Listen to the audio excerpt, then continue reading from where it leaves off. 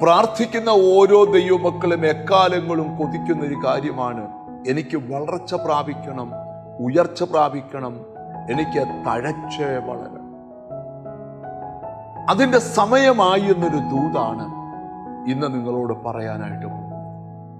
92-ാം സങ്കീർത്തനത്തിന്റെ 12-ാമത്തെ വാക്യം, നീതിമാൻ പന പോലെ തഴയ്ക്കും, ലെബനോനിലെ ദേവദാരു പോലെ വളരും. ഹല്ലേലൂയ. 2 സന്ദേശം അവിടെ ഉണ്ട്. നീ തഴയ്ക്കും, നീ വളരും.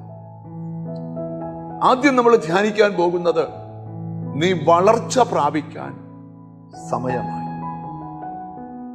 ചില വൃക്ഷത്തൈകൾ നമ്മൾ വെച്ചാൽ ചിലത് മുരടിച്ചു പോകും, ചിലത് വാടിപ്പോകും, ചിലതിന്റെ ഇല കൊഴിഞ്ഞു പോകും, ചിലത് ആർത്തിയോടെ വളർന്നു പോകും.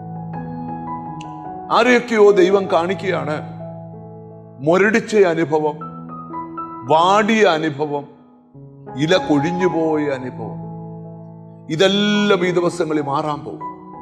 നിനക്കൊരു മുൻമഴയും പിന്മഴയും കർത്താവ് അയക്കാം. എന്തിനെന്നറിയാമോ? ദൈവത്തിന് സ്തോത്രം. ആമീൻ. നീ വളരാൻ സമയമായി. കഴിഞ്ഞ നാളുകളിൽ പലരുടെയും മുമ്പിൽ നീ ചെറുതായിപ്പോയി, നീ ശൂന്യമായിപ്പോയി, നീ ഇല്ലായ്മപ്പെട്ടു പോയി. എന്നാൽ ഈ ദിവസങ്ങളിൽ ഒരു വൃക്ഷത്തിൽ നിന്ന് പുതിയ ശിഖരം പൊട്ടുന്ന പോലെ, പുതിയ മുള പൊട്ടുന്ന പോലെ നീ വളരാൻ സമയമായി. ആരുടെയൊക്കെയോ ലൈഫിൽ ഒരു ആത്മീക വളർച്ച ഉണ്ടാകാൻ പോകും. ഇന്നലകളിൽ ഉള്ള കൃപകളും വരങ്ങളും ഇനിയും വർദ്ധിക്കാൻ പോകും.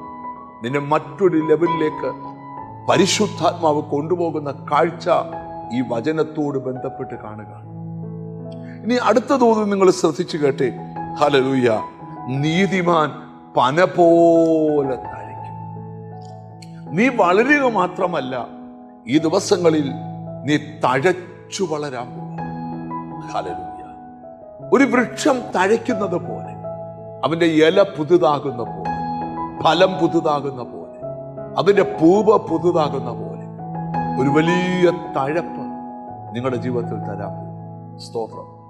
നിന്റെ ആ മുരടിപ്പെല്ലാം മാറി, ശൂന്യാവസ്ഥ മാറി, വാടിയ അവസ്ഥ മാറി, ദൈവം നിന്നെ ഈ ദിവസങ്ങളിൽ തഴപ്പിക്കാൻ പോവാം. അതിന്റെ കാരണം ആമീൻ, നീ നീതിമാനാണ് എന്നുള്ളതാണ് നിന്റെ ജീവിതത്തിന്റെ ഏറ്റവും വലിയ സങ്കീർത്തനം. പറയാം, നീതിമാൻ പന പോലെ തഴയ്ക്കും, ലെബനോനിലെ ദേവദാരു പോലെ വളരും.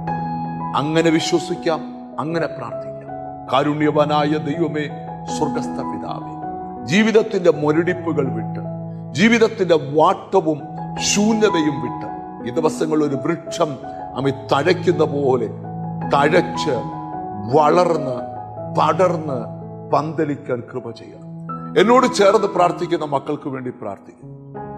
സ്വർഗത്തിലെ ദൈവത്തിന്റെ നീതിയുള്ള കരം നിന്റെ മക്കളുടെ മേൽ നീട്ടണം. കർത്താവേ, അവരെ നിന്റെ നാമം ചൊല്ലി പിതാവിന്റെയും പുത്രന്റെയും പരിശുദ്ധാത്മാവിന്റെ നാമത്തിൽ അനുഗ്രഹിച്ച് പ്രാർത്ഥിക്കും. പ്രാർത്ഥന കേട്ടതുകൊണ്ട് നന്ദി.